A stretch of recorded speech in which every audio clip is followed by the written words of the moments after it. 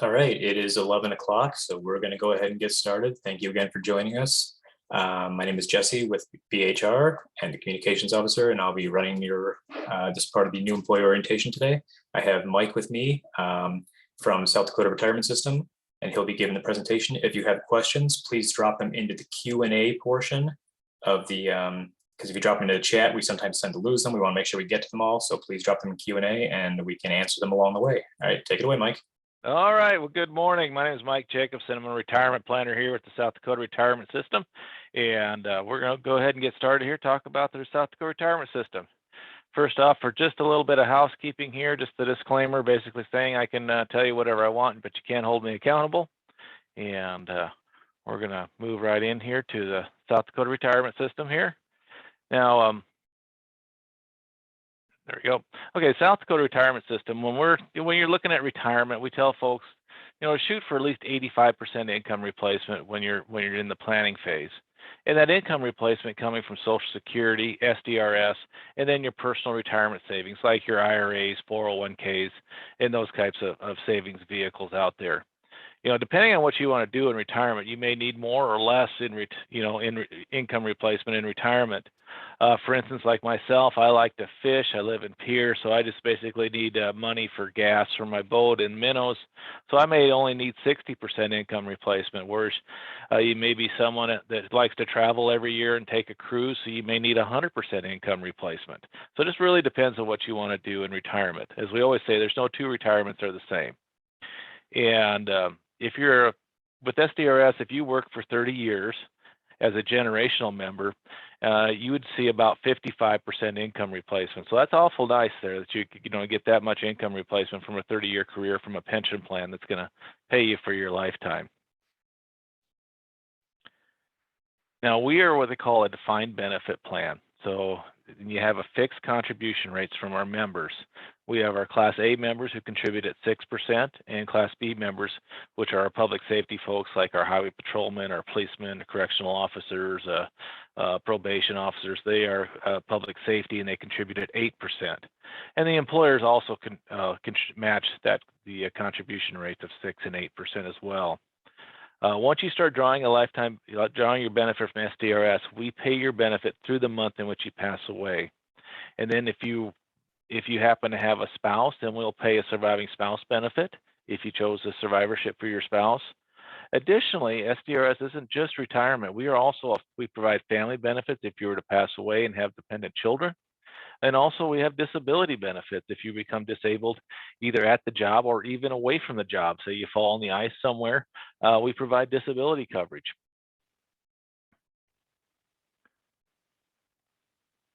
Let's go to the next one here. Here we go.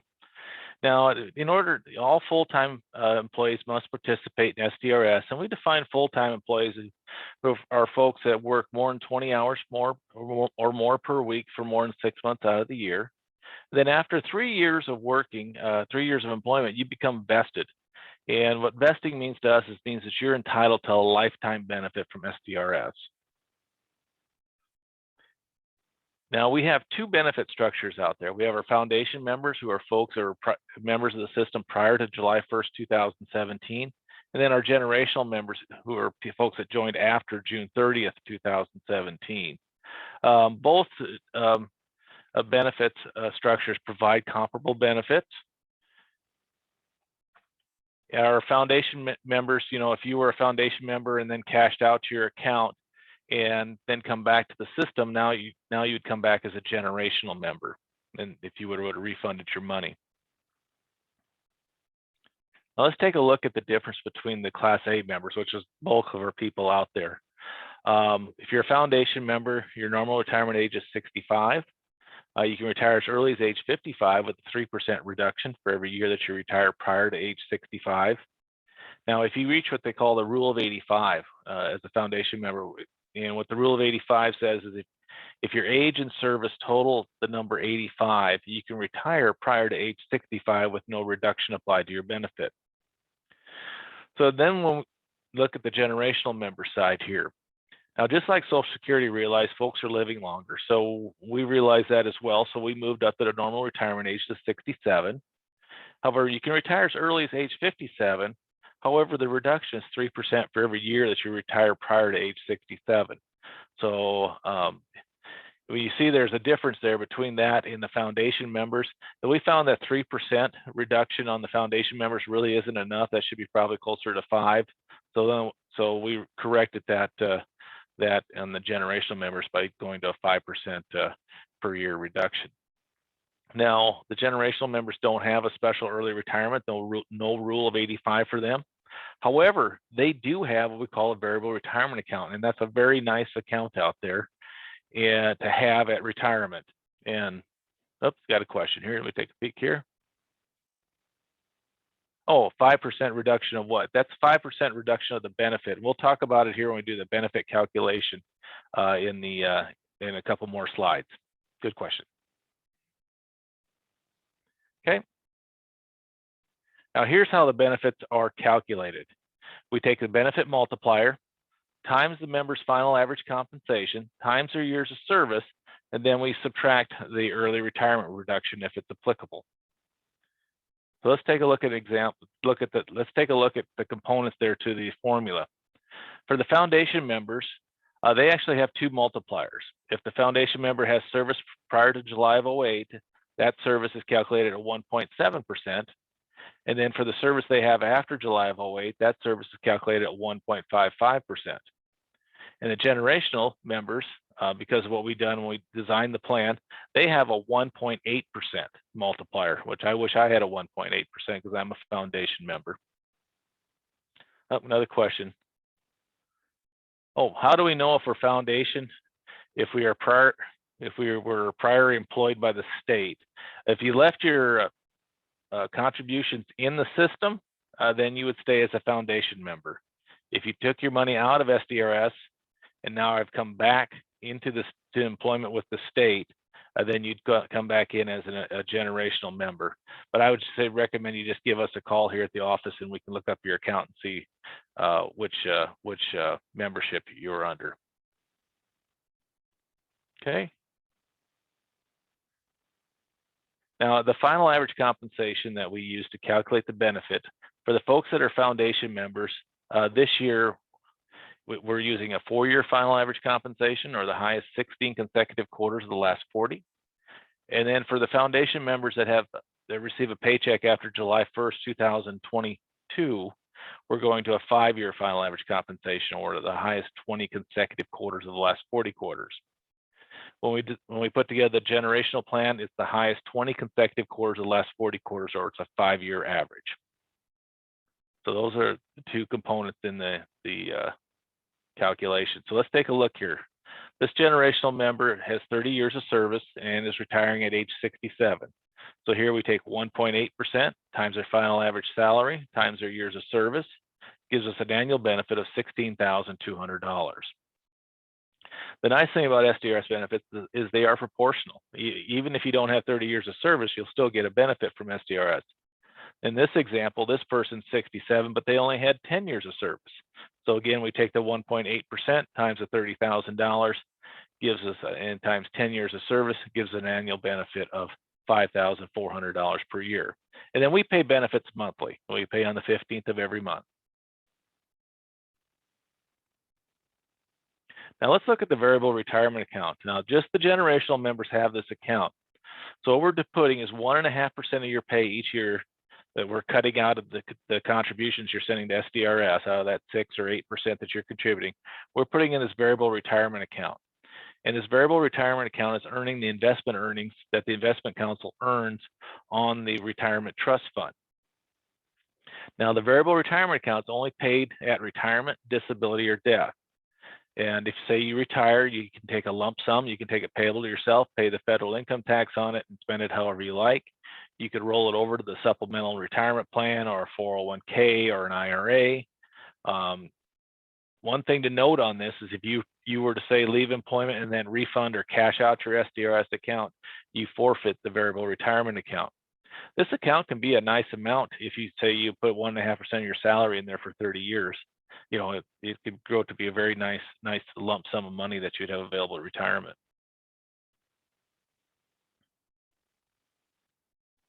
Family benefits. We talked about the SDRS isn't only just retirement, but we also provide family benefits. If after 3 years of service, you were to pass away, we would pay your dependent children under the age of 19, 25% of your final average compensation or your unreduced retirement benefit at the time of passing. And how it works is we'd calculate the family benefit and say you had 3 children. We take that family benefit amount, divide it a third, and a third between all 3 children.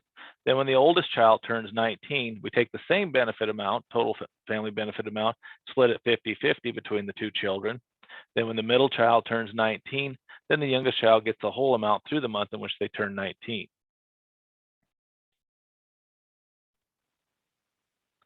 Surviving spouse benefits. Now, if you were to pass away as an active member and were married at the time, and say then there was there's just no children, we'd pay your spouse at age 65 or 67, depending on which plan you're under, 25% of your final average salary or your unreduced retirement benefit, and they would get 60% of that amount for their lifetime.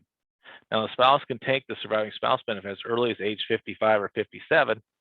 However, it's reduced 5% for every year if they take it early. And if there's a family benefit payable, then we have to go through some other calculations to calculate the surviving spouse benefit. But basically, it's 60% of the 25% of your final average compensation or 60% of your unreduced retirement benefit at the time of passing, the higher of the two. Now, if you're retired at the time of death, the surviving spouse benefits are a little bit different. For foundation members, the surviving spouse gets 60% the month after you pass, and they receive that for the rest of their life. Generational members have an option when they retire.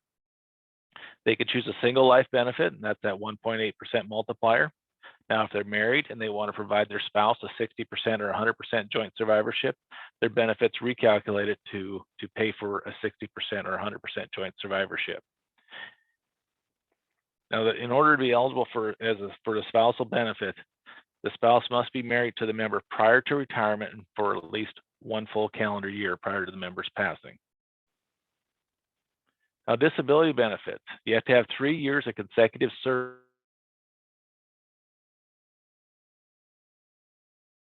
And then the disability benefit is 25% of your final average compensation or your unreduced retirement benefit at the time of the disability. And then that disability payment is payable to you for your lifetime.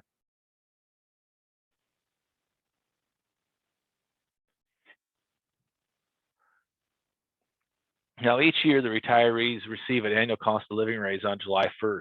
And that cost of living raise can range from 0 to 3.5%.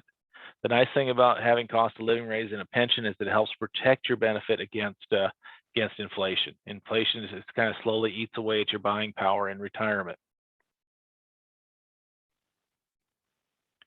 Now, we do provide a number of free educational workshops. With the pre-retirement planning workshop is one that I'd highly recommend at this time, regardless if you're 20 years old or if you're 60 years old or 65. That workshop, we go over SDRS, Social Security, and the supplemental retirement plan.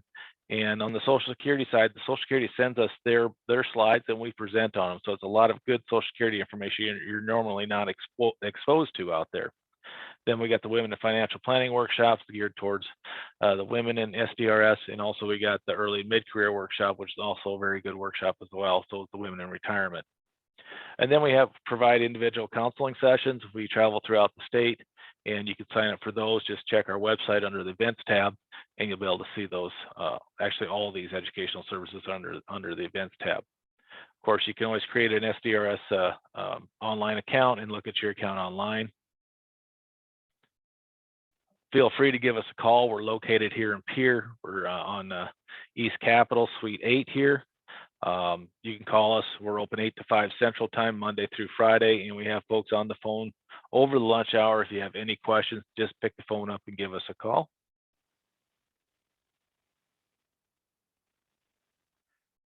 Now we'll take a look at the supplemental. We talked about that 85% income replacement coming from SDRS, Social Security, now the supplemental, and your personal savings. The supplemental retirement plan is an excellent vehicle for that. Extra savings, it's a 450. Where did it go here? Here we go. It's a 457B plan, which is very similar to a 401k. However, what's really nice about it is to say you retire at 57 or 56, there's no penalty for early distribution if you withdraw out of it before 59 and a half. Whereas like an IRA or a 401k, if you withdraw before 59 and a half, you pay a 10% early withdrawal penalty. You can do tax deferred contributions. You can do after tax, which is the Roth. The nice thing is all the investment options that you have to select from have been pre-selected by the investment council out of Sioux Falls. So they're giving a little extra look at that for you. Now it's easy to enroll. You just basically decide how much to contribute, name beneficiaries on your account, because this account is separate from your SDRS account. So you would name beneficiaries on this one. They can be the same as you on your SDRS account, or they can be different. And you can change your contribution amount or investment options at any time. It has a very low annual asset fee. It's only 0.16% management fee on the money. That's very low. You won't find it cheaper anywhere else. And you can start with as little as $25 a month. And the maximum amount this year is $19,500 a year. I don't know many folks that do the $19,500, but it's nice to know that you got that flexibility to find a number from $25,000 to $19,500, whatever works best for you. Of course, you got the Roth option. This is where contributions are made after tax. So as long as the contributions and earnings grow tax deferred and your distributions are tax free, assuming that you've had them in there for at least 5 years. And this one here, though, you have to wait to 59 and a half because it's a Roth. The one I talked about previously was the traditional, where you can withdraw before 59 and a half without penalty. But it has all the same investment options as the traditional. All state employees and region employees are auto-enrolled into the supplemental retirement plan at $25 per month. The nice thing about it is that it gets you kind of started saving, and you can always opt out of it if you would like. You can increase your deferrals. Oops, back up here 1 second. You got 90. I lost my slide here. So $12.50 a month. But let's take a look at that $25 per month, and let's take a look at auto escalation. It's what the state does. So on July 1st, they auto escalated by $10 a month for you if you don't opt out of that auto escalation. Let's take a look at Joe and Jane here. Both are going to be 30 years old. They're going to retire at age 65. However, Joe just makes the minimum monthly contributions of $25 a month through his career, never makes a change. Where Jane elects to use the auto escalation in her contributions each year. You can take a look, assuming a 7% rate of return. Joe contributes $10,800, investment return of $37,000, has an ending balance after 30 years of $47,000. Then you look at Jane. Jane let the auto escalation apply to her account. She contributed $86,000 over her working career. Then she earned $159,000 in investment returns, had an ending balance of $245,000. So, I mean, Jane, over her career, saved 5 times as much as Joe, which, $245,000 can go a long ways into securing your retirement. Now, there is an opt-out period that I mentioned a little bit earlier. Day 1 through 90, you can opt out and get all your contributions back. No harm, no foul. If you stay in past 91 days, then you're just like everybody else participating in the supplemental retirement plan. The SRP, or the supplemental retirement plan, sends out notices about the opt-out period, and then you can just send in the form and to opt out. If you're auto-enrolled and then you make some changes, increase your contributions, or go in and change your investment options, then we're going to assume you chose to opt into into the supplemental retirement plan. Now, the nice thing about the SRP is you can have lots of withdrawal options upon, you can take, once you leave employment, you can take money out of the supplemental. So if say you're 40 years old and you leave and you have $20,000 in your supplemental retirement plan, you can pull that $20,000 out without that early withdrawal penalty. You just have to pay federal income tax on it if it's traditional pre-tax dollars. Also, while you're employed, if you have an unforeseen emergency, you can apply to get a partial withdrawal out of your account to help with like a medical emergency or something like that. Here's the payout options. As you can see, it's pretty much you're just in the driver's seat as the owner of the account. You can just take it out however you like, and whatever works with your, with your retirement goals. Now we used to have, there's just two ladies that work with the supplemental retirement plan. They actually work for Nationwide, and in order for Nationwide to have the contract with the state to manage this plan, both those ladies are salaried. You can give them a call here at the Peer office at 224-2230, and they can help you with any questions you have on your supplemental account. Or if you call the service center that's in Ohio, you'll get someone that deals with multiple plans. But I'd highly recommend just calling our office and talking to June or Jamie, and they'll fix you right up. That's all that I have. Any more questions out there?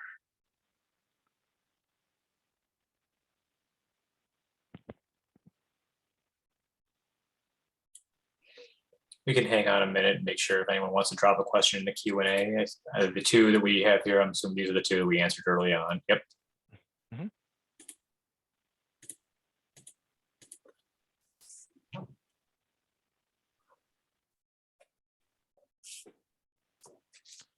Okay, I got one question here. What are some of the benefits of using SRP rather than a personal financial advisor? Well, the nice thing about the SRP is when you look at the fees, it's only 0.16%, and is a lot, it's just a lot more cost effective. You have the same investment options you have with the personal financial advisor, but I do recommend working with a personal financial advisor. Someone that's going to help you plan out your retirement spending and also your investments. But if you don't use the SRP, that's fine. Just please use use something to help get that third leg of the stool for retirement. The personal savings. Question is, can you roll an existing 401k from a previous employer over into this fund? Yes, you can roll a 401k into the supplemental retirement plan. In fact, I rolled my own over there.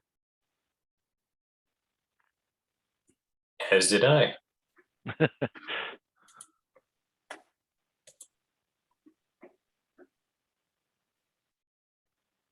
Okay, how do you set up a pre-retirement meeting? You can just call our office, and a planner will help you right away over the phone. You don't have to have an appointment to visit with someone here in the office. If you're in Pierre, you can stop in. If you are in the areas, once we get the new schedule out for next year, you can look on our website, and if we're close to your area, you can just go ahead and sign up for one. Just give us a call and get on the schedule. Yeah, so that's all you would need to do for a pre-retirement meeting, and same way for the events. And I highly encourage you going to the event. Next question is, can you take loans on your account? No, you cannot borrow from your account.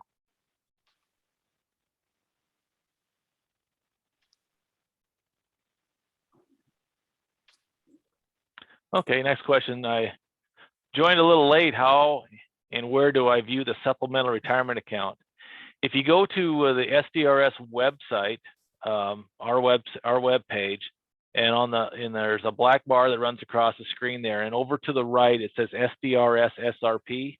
Click on that and then scroll down, and there'll be a button there to click on a link to access the supplemental retirement plan, and it'll pull up a login page, and you can create an online account. Then you can go right there and look at your investments and how everything's going once you get an online account created. And if you have any trouble, just give us a call here at the office and we can help you get to the right link. Another question, what are the main differences between the 457B and the 457 Roth? The 457 traditional would be is a traditional, which is pre-tax dollars. So you put the dollars in pre-tax, then you pay, then you pay tax on those dollars when you take them out of the 457B. And the Roth is also a 457 under the 457B, but the 457B Roth.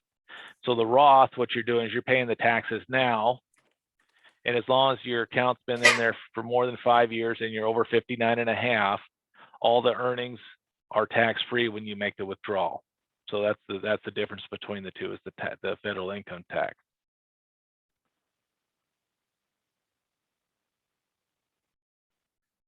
Is defined comp on the pay stubs, the SRP contributions. Those would actually be, you'll see on your, I'm trying to think about my pay stub as well. You'll see a spot on there for SDRS, and then you'll see it also, if for the supplemental, will also be a line on there.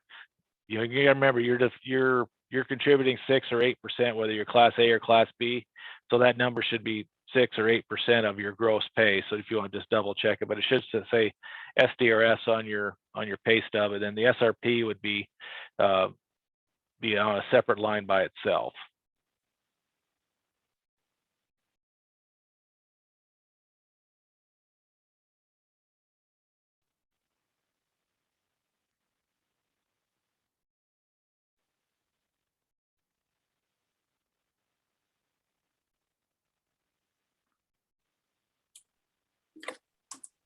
Very helpful. Do we have any other questions while we're here?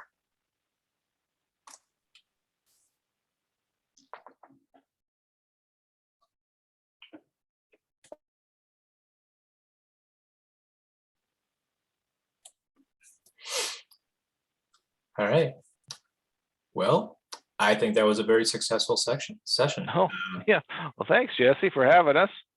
Always very informative. I've sat through in almost 5 years. I cannot tell you how many SDRS presentations I've sat through, and I always learn something new every time I go through it. So, we have some people that go to our pre-retirement meetings every year, and they say the same thing, because there's just so much.